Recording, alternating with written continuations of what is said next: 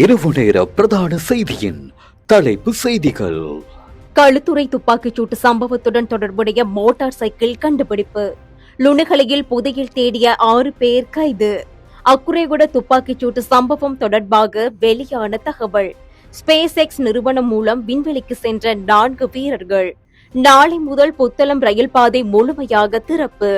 செய்திகளை வாசிப்பவர் அரவிந்தன் பானுப்பிரியா.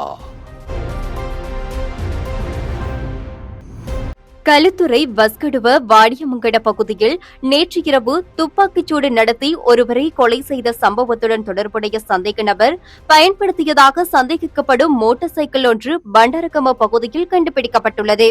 இந்த மோட்டார் சைக்கிள் இன்று காலை பண்டாரகம ஹொரண வீதியின் கொத்தல்நாவல சந்திக்கு அருகிலுள்ள வயல்வெளிக்கு அருகில் மீட்கப்பட்டதாக போலீசார் தெரிவித்துள்ளனர்.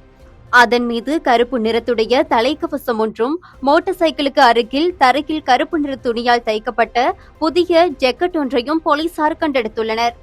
மோட்டார் சைக்கிள் தொடர்பில் பண்டாரகம போலீசார் மேலதிக விசாரணைகளை முன்னெடுத்து வருகின்றனர்.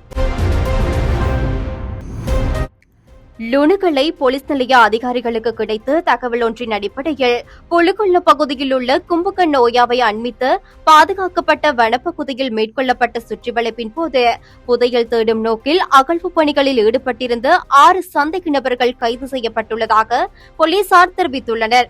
சந்தேக நபர்களிடமிருந்து அகழ்வு பணிகளுக்காக பயன்படுத்தப்பட்ட சில உபகரணங்களையும் போலீசார் கைப்பற்றியுள்ளனர். கைது செய்யப்பட்ட சந்தேக நபர்கள் 49 முதல் 61 வயதுக்கு இடைப்பட்டவர்கள் எனவும் அவர்கள் லுணுகலை, எம்பிலிப்பிட்டி, பிலியந்தலை, தனமல்வில, மில்லபெத்த மற்றும் ஹொப்டன் ஆகிய பிரதேசங்களை சேர்ந்தவர்கள் எனவும் தெரிவிக்கப்பட்டுள்ளது. சம்பவம் தொடர்பில் லுணுகலை போலீசார் மேலதிக விசாரணைகளை முன்னெடுத்து வருகின்றனர். அக்குரேகுட துப்பாக்கிச்சூட்டு சம்பவத்துடன் தொடர்புடையவர்கள் என சந்தேகிக்கப்படும் 4 நபர்கள் குறித்த தகவல்கள் தற்போது வெளியாகியுள்ளதாக மேல் மாகாணத்திற்கு பொறுப்பான சிரேஷ்ட பிரதி போலீஸ் மா அதிபர் சச்சிவ மெதவத்த தெரிவித்துள்ளார். போலீஸ் தலைமையகத்தில் நடைபெற்ற விசேட ஊடகவியலாளர் சந்திப்பில் கலந்து கொண்டு உரையாற்றும் போதே அவர் இவ்வாறு தெரிவித்துள்ளார். இந்த துப்பாக்கிச்சூட்டு சம்பவத்துடன் 2 மாத்திரம் தொடர்புபடவில்லை என்றும் இதில் தொடர்புடைய இன்னும் பல நபர்கள் உள்ளனர் எனவும் சம்பவம் தொடர்பாக 4 நபர்கள் குறித்து தகவல்கள் கிடைத்துள்ளதாகவும் தெரிவித்துள்ளார். குறித்த சம்பவம் தொடர்பான ஆரம்பகட்ட விசாரணைகள் முடிவடைந்து சந்தேக நபர்கள் கைது செய்யப்பட்ட பின்னரே மேலதிக தகவல்களை வழங்க முடியும் என்று அவர் தெரிவித்துள்ளார்.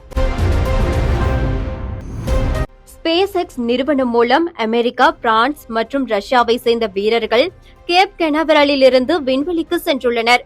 மேலும் மருத்துவ காரணங்களால் முன்கூட்டியே பூமிக்கு திரும்பிய வீரர்களுக்கு பதிலாக இந்த 4 விண்வெளி வீரர்கள் நேற்று சர்வதேச விண்வெளி நிலையத்திற்கு சென்றுள்ளனர். நாசாவின் 65 ஆண்டு கால மனித விண்வெளி பயண வரலாற்றில் இத்தகைய மருத்துவ வெளியேற்றம் இதுவே முதல் முறையாகும்.